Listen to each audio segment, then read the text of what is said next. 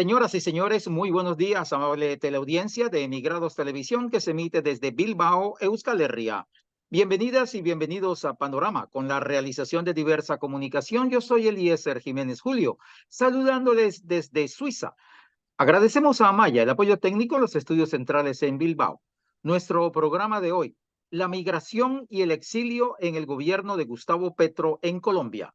Para hablar de este importante tema que sigue siendo de actualidad, tenemos como invitado especial al abogado Nelson Restrepo Arango. Él es defensor de derechos humanos, exiliado político, investigador, es miembro de la organización Nuestra América Lejana, ha escrito libros como Somos o Nos Matan y No es Noticia. Además, también realiza y lleva la investigación Somos una Nación en el Exilio. Estamos hablando siempre de Colombia. Él escribió Nos Matan y No es Noticia, que también fue ya de hace varios años, porque a Nelson Restrepo Arango, es un dirigente colombiano que le tocó salir al exilio después de 3 atentados contra él, contra su vida, contra su familia, y reside en España. Con él vamos a hablar del tema de la migración y el exilio. Nelson Restrepo, gusto en saludarte. Bienvenido a Panorama. ¿Cómo estás? Muchas gracias, Eliezer, Amaya, que siempre está ahí detrás de las cámaras, a Emigrados Televisión, Diversa Comunicación allí en Bilbao, Euskal Herria. Un saludo para toda la audiencia de este programa Panorama, que hoy pues tiene unas connotaciones muy importantes. Gracias, Nelson. Así es, efectivamente te hemos invitado, Nelson, para que nos hables un poco del balance que podemos tener después de que el 7 de agosto del 2022 Gustavo Petro llegó a la presidencia en Colombia y queremos, después de 18 meses del gobierno actual, tener un balance de cómo está el tema del exilio y la migración, porque tú mismo en la investigación que llevas a cabo desde hace varios años, Somos una Nación en el Exilio, estamos y siempre hemos hablado de más de 1.300.000 exiliados solamente, aparte de casi 7 millones de migrantes que han salido de Colombia en busca de mejores oportunidades, y que también la migración, muchos no la ven desde lo político, pero también hay que darle una connotación política, porque mucha gente sale expulsada de Colombia en búsqueda de mejores oportunidades. La mayoría. Y estamos hablando de casi 8 millones de personas en el mundo. Queremos contigo hablar de ese balance, de cifras, de retornados, si siguen saliendo colombianos al exterior y hacia dónde, de qué país, de qué zona de Colombia están saliendo, por qué están saliendo de Colombia la gente, a qué salen, es decir, qué los obliga a salir huyendo del país.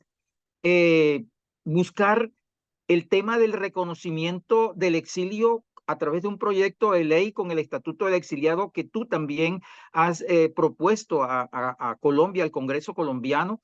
Es decir, hay muchas cosas que en este tema del exilio y la migración queremos conversar contigo. Proyectos de ley, ¿sí? ¿Qué balance se tiene de la representación en el Congreso de la persona que lleva en este momento, como es Carmen Ramírez Boscán, el tema del exilio, la migración, la representación de los colombianos en el exterior? Si se sienten ustedes satisfechos con esta representatividad de Carmen Ramírez, ¿qué hace falta? ¿Qué le piden ustedes al gobierno colombiano con el tema de la migración y el exilio? Es decir, hay varios temas que son bastantes, y para llevarlo en estos 25, 30 minutos, creo que nos toca resumirlo mucho. A ver, Nelson, comencemos con balance. Bueno, nuevamente un saludo. Quiero un poco llamar la atención porque va a ser un poco difícil, porque es bastante complejo, tiene muchas particularidades este tema. ¿Cómo es posible entender la situación actual de Colombia dentro de tanta conflictividad en todos los territorios de nuestro país, donde se tiene que decir, y debemos de decirlo, que está saliendo mucha cantidad de personas de forma masiva en Colombia por las fronteras a otros países? Hay unas rutas migratorias importantes y también de exilio, de solicitud de protección internacional en muchos países. Esto no es fácil explicarlo, entendiendo en primer lugar que tenemos supuestamente un gobierno progresista, que lo es, pero para eso hay que explicar el contexto y yo quiero decir dos particularidades, ¿sí? La primera que en esta presentación, pues Colombia, una nación en el exilio, se prepara para un segundo momento esta investigación. Va a ser de mayor impacto que la primera, que tuvo mucho impacto. La segunda no va a dejar de tener esa importancia porque trata de explicar una nueva forma estructurada de lo que está sucediendo en Colombia. De eso se trata la investigación, lógicamente.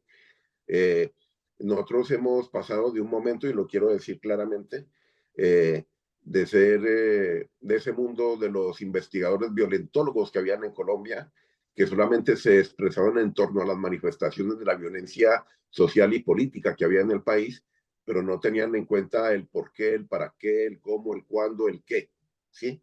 Luego hubo otro momento que fueron las investigaciones de los conflictólogos, de la cual hice parte, hago parte también, y trataba de explicar los conflictos, quiénes participaban del conflicto, las cualidades, características y la descripción del conflicto. Pero ahora estamos en otro momento prácticamente de argumentación que va más allá de la descripción y de la interpretación, y es el momento de la investigación sistémica, es decir, teniendo en cuenta la parte y el todo mediante los procesos. Los procesos tienen un inicio, un durante y un después. Y puede ser que sean un conjunto de procesos.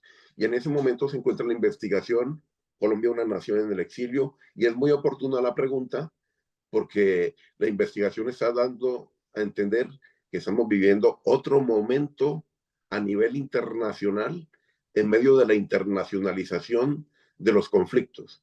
Y el proceso puede dar a entender lo que está explicándose en Colombia. Entonces voy a tratar como de dar algunos elementos de lo que está sucediendo en Colombia, porque ¿quién va a entender, por ejemplo, solamente un ejemplo, de que uno de los actores armados, que es el Clan del Golfo, las autodefensas gaitanistas de Colombia, controlan de forma masiva y de forma clientelar el negocio de la movilización de migrantes en Colombia a través de la frontera de Panamá? Solamente para poner un ejemplo, ¿sí? ¿Y quién puede entender que grupos que son de ultraderecha armados controlan la explotación de oro, de mercurio, de platino, de coltán en la frontera con Venezuela, por ejemplo? ¿Y eso qué significa en este momento? En segundo lugar, en Colombia hay una exacerbación de intereses que están conectados a nivel internacional. Es decir, tenemos unos problemas que están conectados a nivel planetario. Y todos subyacen, lógicamente, no solamente en el territorio. En el territorio hay suelo y subsuelo, hay recursos de fauna, de hídricos, minerales, energéticos, y además hay una gestión de servicios en esos territorios. Muchos de ellos son gestionados democráticamente, otros no son gestionados democráticamente, y muchas veces nos encontramos que son los actores armados los que tradicionalmente de la ultraderecha mantienen una relación de poder en esos territorios de forma histórica. ¿Qué pasa ahora?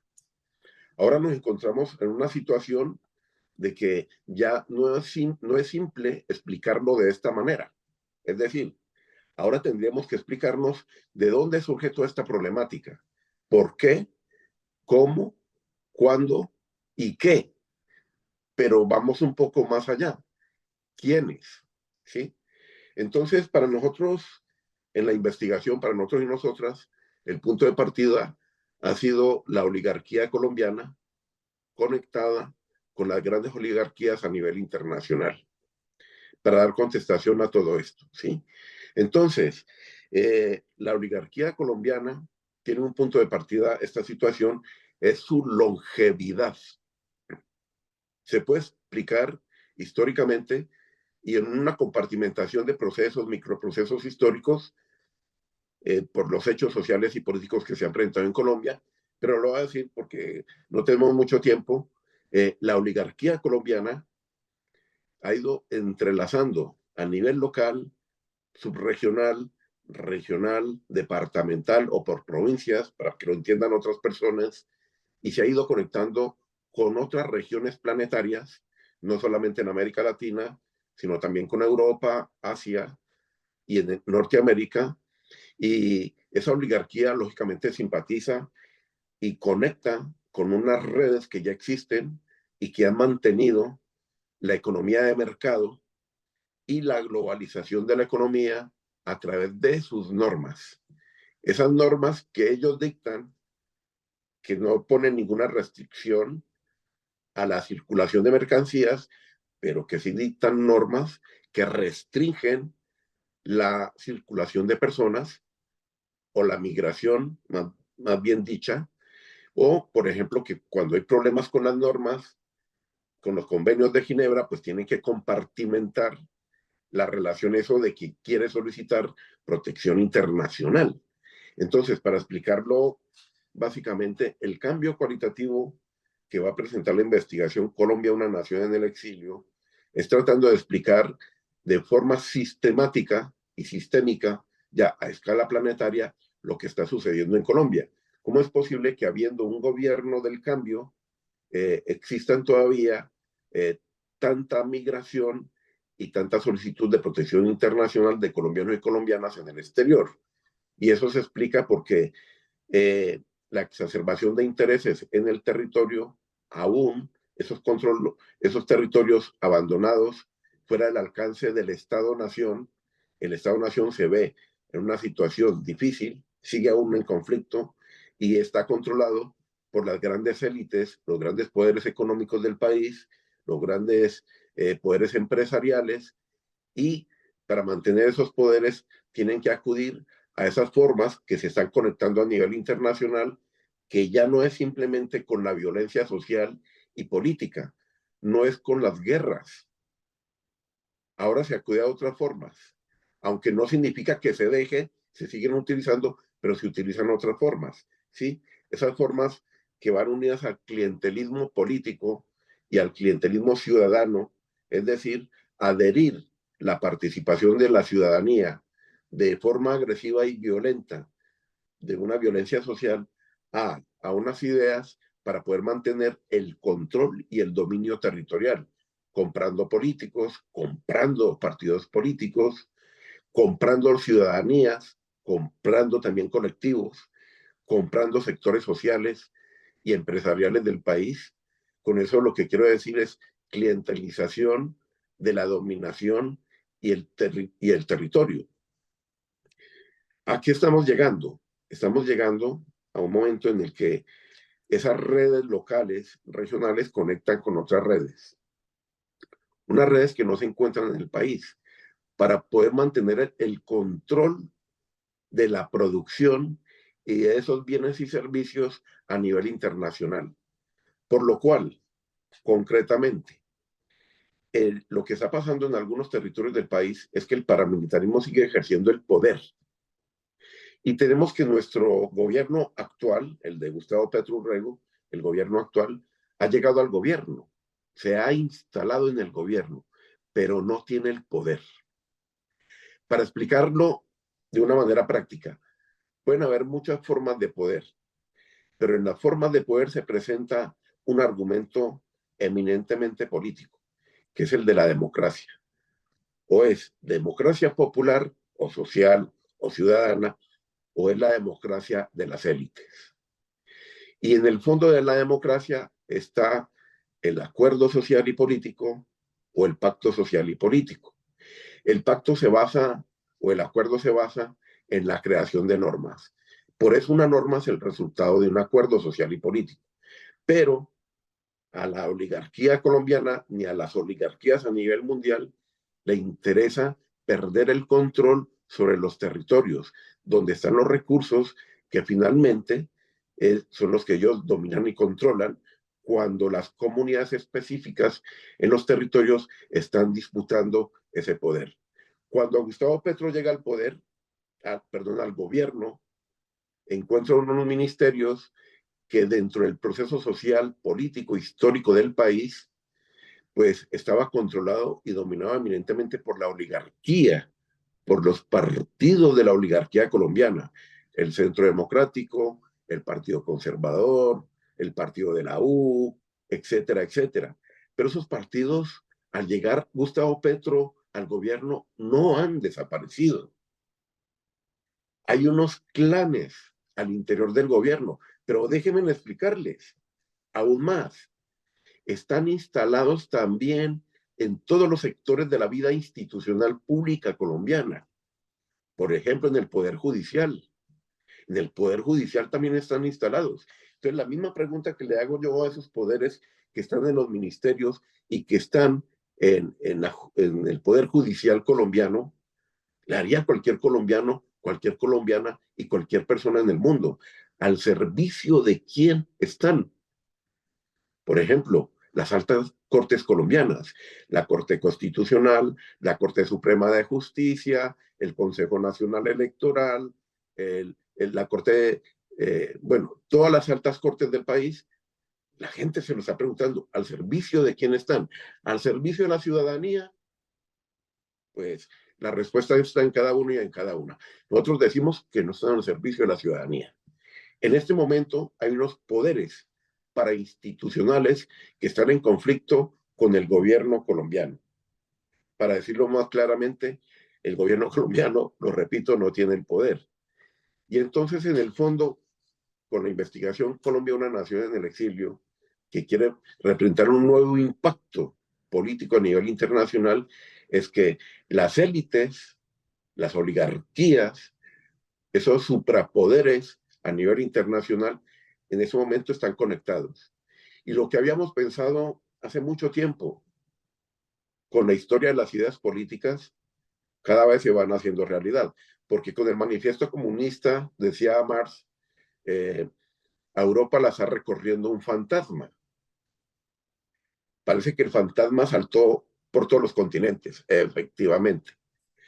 Y hoy lo que vemos es que la oligarquía, los grandes poderes han aprendido también de la historia y tratan de hacer lo mismo, lo replican, pero sin tener la razón en base a la democracia, ¿sí? Entonces, utilizan hechos de facto unidos a la guerra, a la dominación, a las dictaduras, eh, eh, saliendo de la norma, acudiendo a la norma, pero sin tener en cuenta la norma, y están violando sistemáticamente los derechos que tiene la población, que ha aprendido también con la historia. Es decir, sabe que está en las urnas el ejercicio de la democracia, pero las oligarquías la violan sistemáticamente. Cuando las grandes masas, las sociedades, se movilizan y entienden que las oligarquías no quieren hablar de salud pública, de educación pública, del derecho al trabajo, el derecho a la pensión, entre otras y otros derechos, pues los pueblos entienden que se tienen que movilizar democráticamente. Porque hasta cierto momento la oligarquía tenía esa influencia con la violencia social y política. Pero ha llegado otro momento, y estamos en ese momento, que nosotros hemos denominado el lawfare no solamente del Poder Judicial, sino también del Poder Legislativo y del ejercicio del derecho a la información y la comunicación a nivel mundial. Y, y por eso podríamos explicar de una manera material, concreta, el resultado de este segundo momento de los impactos socioeconómicos, sociopolíticos, socioculturales en los territorios de Colombia, porque siguen saliendo colombianos y colombianas. Hay un dato cualitativo. Mira, antes estábamos hablando hasta cierto momento de 1.250.000 colombianos que estaban en una situación de vacío político porque están por fuera del país en solicitud de protección internacional. Hoy estamos hablando de 1.950.000 colombianos y colombianas. Y los datos que aparecen en la Cancillería, que aún son controladas por estos poderes fácticos de la oligarquía colombiana, eh, hablan de 4.700.000. Son datos, escuchar bien, del año 2007 y permanecen. que les interesa mantenerlos.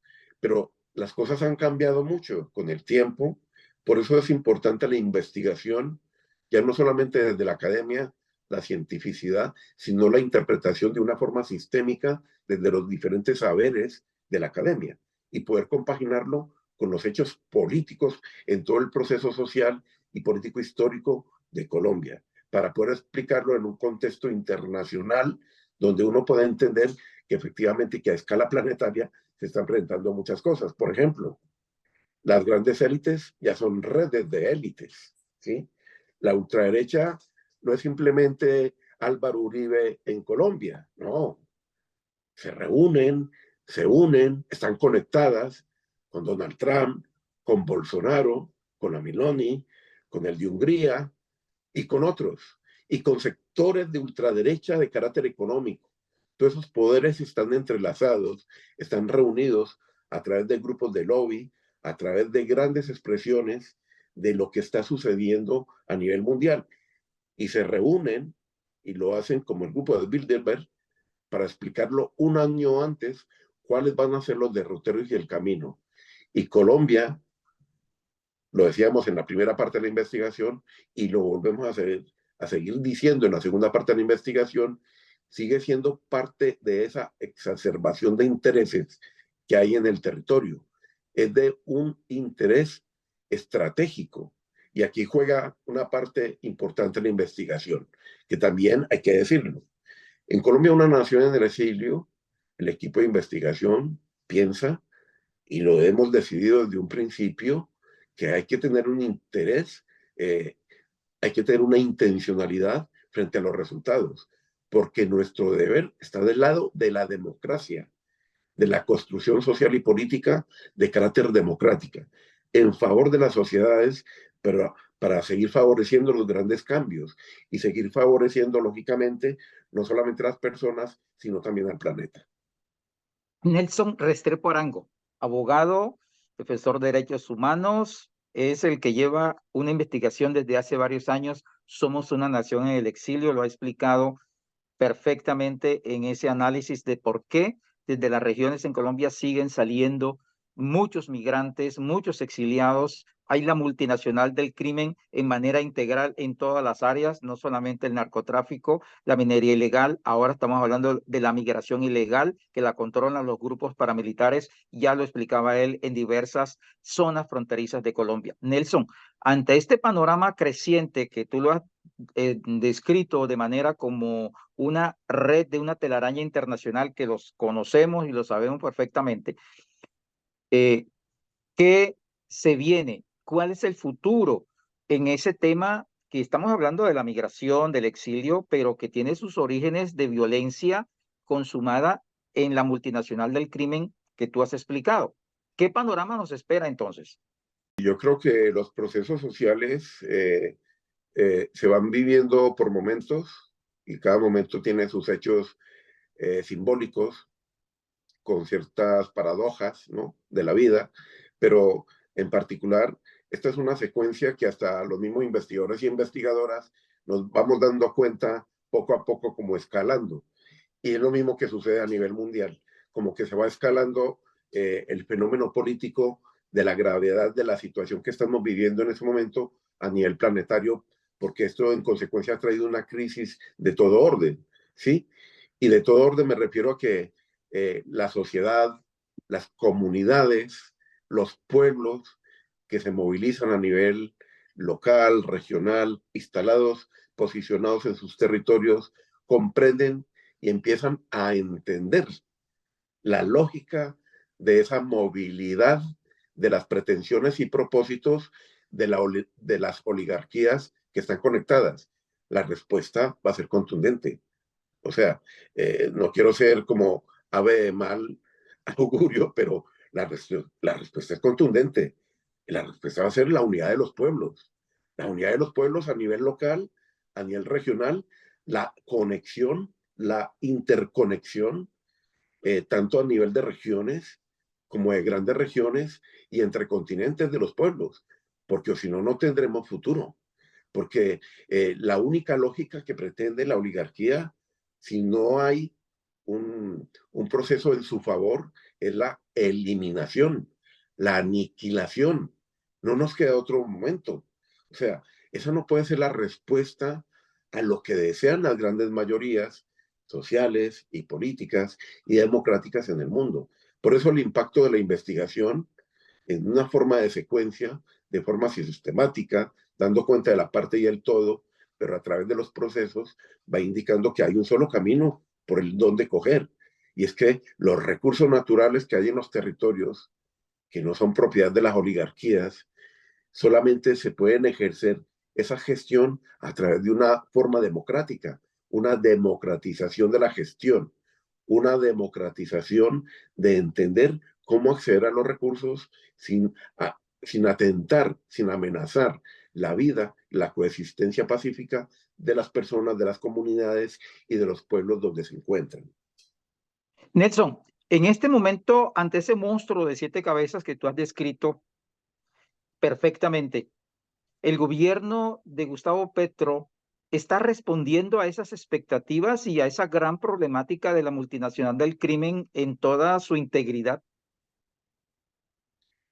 Sí, a ver, yo pienso que Gustavo Petro ha llegado al gobierno y se ha dado cuenta del tamaño de ese monstruo que tú mencionas, eh, y que tal vez lo tuvo en cuenta, pero hay cosas que no ha tenido en cuenta.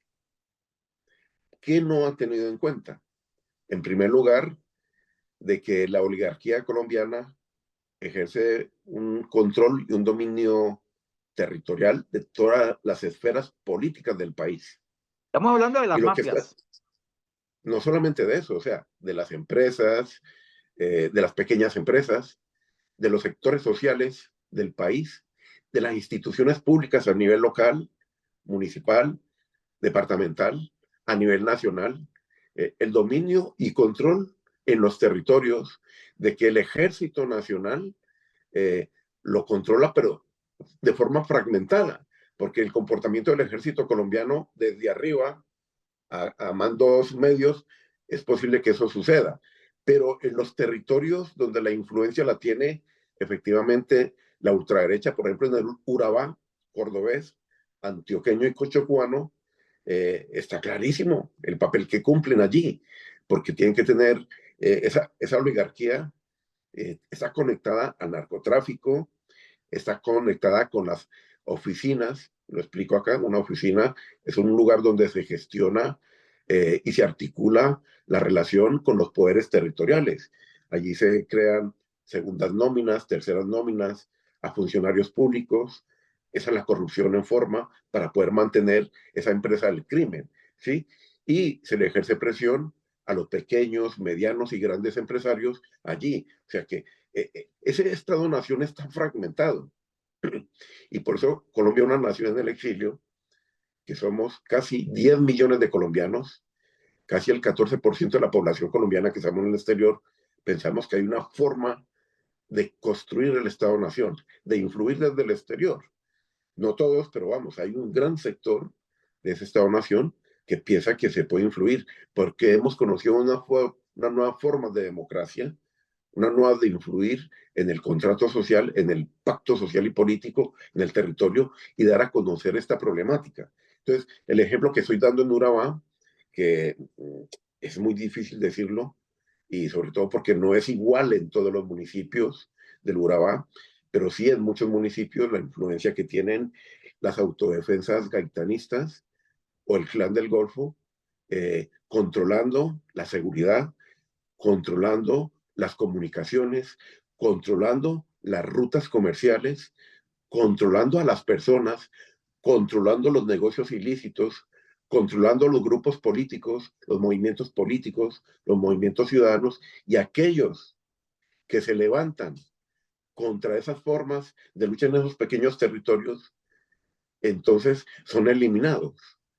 ¿Y cuál es la influencia del gobierno colombiano en esos territorios? Entonces, el papel de Gustavo Petro ha sido muy difícil, de ir llegando poco a poco a algunos territorios del país, porque para eso necesita la colaboración de la comunidad. O sea, el papel de la sociedad y de los sectores políticos organizados del país como los sindicatos, organizaciones de derechos humanos y paz, que han cumplido un compromiso histórico con el país, y eso nadie lo desconoce. Aún así, necesitamos de ellos y sobre todo protegerlos, que esto lo está de alguna manera cumpliendo el gobierno del cambio de Gustavo Petro, pero aún falta mucho. Hay que controlar las cosas al interior de los ministerios, porque si no tenemos el control de los ministerios, ¿cómo vamos a gobernar? Y no tenemos el control completo a nivel legislativo, aún teniendo mayorías. Pero los juegos mezquinos de manipulación interna, pues los resultados son diferentes a lo que se pretende. Nelson, tú sabes que en televisión el tiempo es nuestro mayor enemigo. Rapidito para ir cerrando. Y en la parte legislativa, ¿cómo se sienten los colombianos en el exterior representados con Carmen Ramírez Boscán? Tenemos que pensar que esto es una confluencia de intereses, el papel de lo legislativo. Yo de verdad, con todo el cariño del mundo, esperamos que la representante de la Cámara, Carmen Ramírez Boscán, pues en este tiempo de legislatura que le espera, conecte con los colombianos y las colombianas en el exterior, sobre todo en aquellos lugares donde efectivamente se encuentran instalados los colombianos y las colombianas de forma masiva, por ejemplo, en Estados Unidos, Canadá, en las fronteras colombianas, Venezuela, Ecuador, Perú, eh, en España, por ejemplo, aquí en Europa, porque la realidad de la problemática internacional se encuentra allí, o sea, en el exterior. Eh, las necesidades sociales y políticas que tenemos aún se mantienen y tal vez en una situación de mayor desesperanza. Y pues la ilusión que teníamos los colombianos y las colombianas que hemos participado en todo este proceso político eh, para llevar a Carmen Ramírez Boscán a ser la representante al gobierno está en esa vicisitud. Le quedan aún 2 años, un poquitico más, para cumplir todos esos compromisos. Esa es la necesidad que tienen todos estos colombianos y colombianas que vivimos en el exterior, que seamos tenidos en cuenta, porque o si no, pues al final de todo este ejercicio, pues tendríamos que hacer una rendición de cuentas y hacer una evaluación de su no o su cumplimiento o no de todo este proceso. ¿Se sienten ustedes representados en este momento con el tema de las cancillerías, los consulados, las embajadas en el exterior?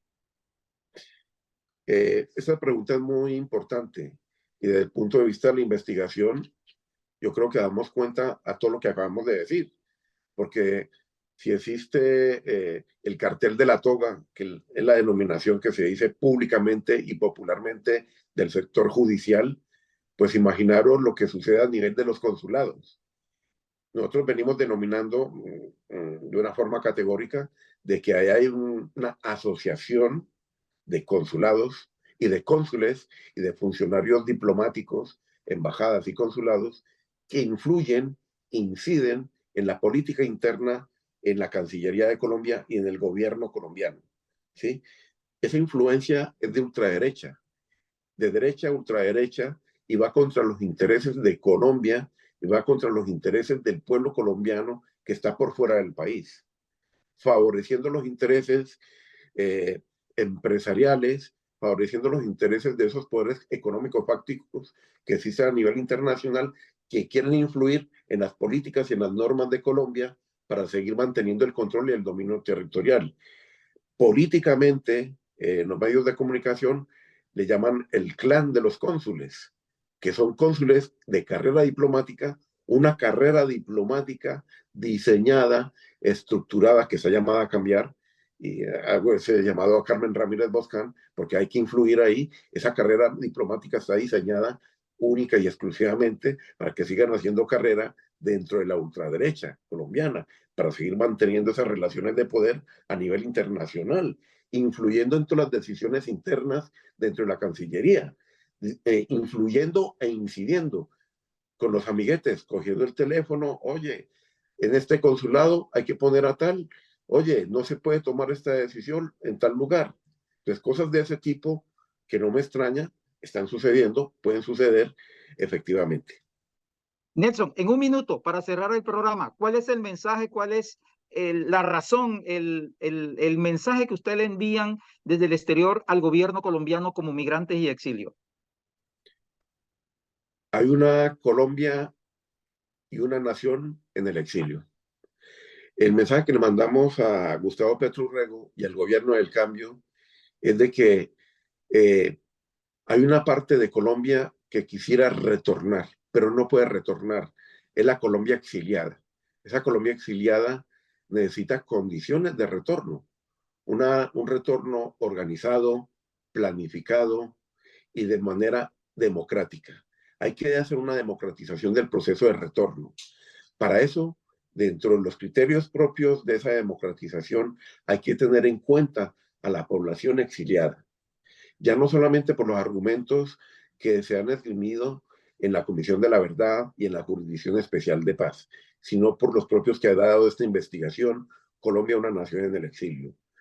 Somos las personas que podríamos decir en voz propia lo que hemos padecido y lo que seguimos padeciendo en el exterior. No queremos que otros sectores hablen en nombre del exilio.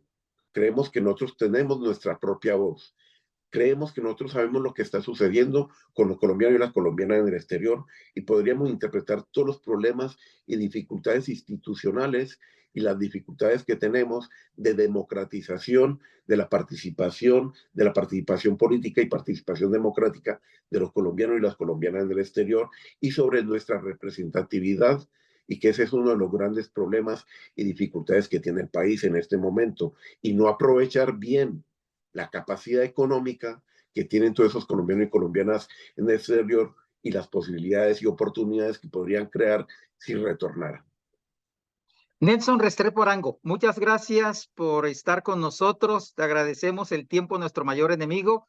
Muchas gracias por el apoyo técnico de Amaya en los estudios centrales en Bilbao. Este programa fue realizado por Diversa Comunicación y emitido por Emigrados Televisión desde Bilbao, Euskal Herria. Yo soy Eliezer Jiménez Julio, hoy desde Ginebra, Suiza. A ustedes, amable teleaudiencia, agradecerles por su atención. Tengan ustedes feliz resto de día. Muchas gracias. Muchas gracias. Hasta luego.